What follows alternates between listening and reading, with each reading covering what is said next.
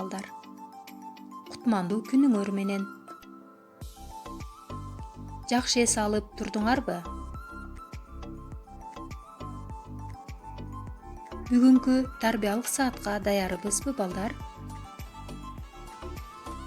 Маанайыңар кандай?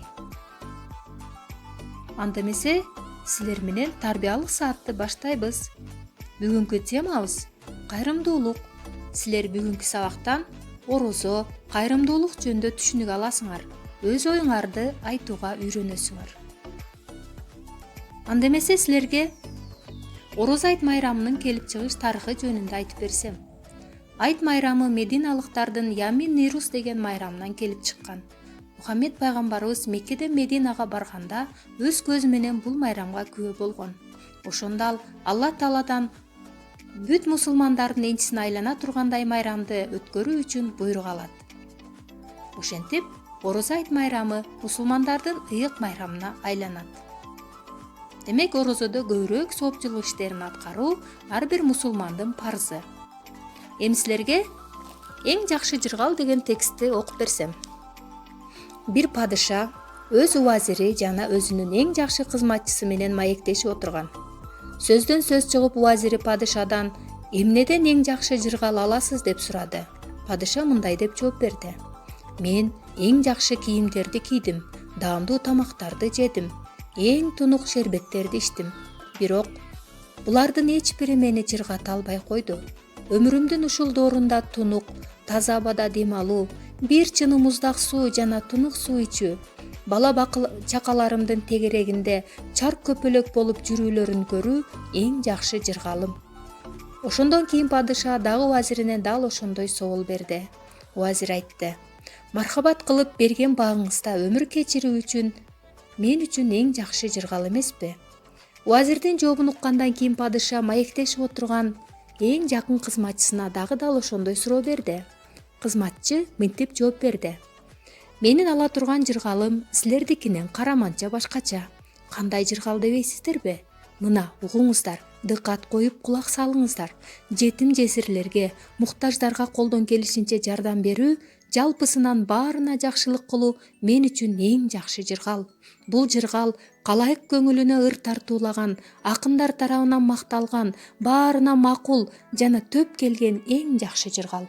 Падыша кызматчысынын сөздөрүн угары менен ордунан туруп убазирине: бүгүнкү маегибиз жетишет, кетели. Бул кызматчым ак сөздөрдү менен сени дагы, мени дагы туткун кылды деп айтыптыр. Балдар, падышанын айткандары эң жакшы жыргал деп айтууга болобу? Убазирдин айткан жыргалдарын кандайча түшүндүңөр? Ал эми кызматчынын айткандарын кайрымдуулук үлгүсү деп айтса болобу? Анда эмесе садага берүү кайрымдуулук деген текстти угабыз. Бир карыянын көздөрү азиз эле. Ошондуктан намаз окуй турган бөлмөсүнөн эшиктин алдына чейин жип тарттырып койгон эле. Эгер кайыр сурап 1,5 тилемчи келсе, ошол жиптен кармап эшикке чейин барып садага берчү. Балдары: атаке, эмнеге өзүңүздү мынчубара кыласыз? Сиздин ордуңузга бул ишти биз деле кылабыз го дешти. Ошондо карыя балдарына: пайгамбарыбыз кишинин өз колу менен берген садагасы бул жаман абалдарга түшүп калуудан сактайт деп айткан экен. Демек, орозо жөнүндө түшүнүүңөрдү аудио иретинде айтып жөнөткүлө балдар. Анда эмесе залкар ойлорду угабыз. Алсызды жөлөп тургузуу аздык кылат, ага жөлөк болуш керек. Муну Шекспир айтыптыр балдар. Ташбор адамдын өзүнөн башкага пайдасы тийбейт. Публиций сыр. Эр азамат өз камын элдикинен кийин көрөт. Муну Шиллер айтыптыр. Балдар, жума күнүңөр майрам болсун.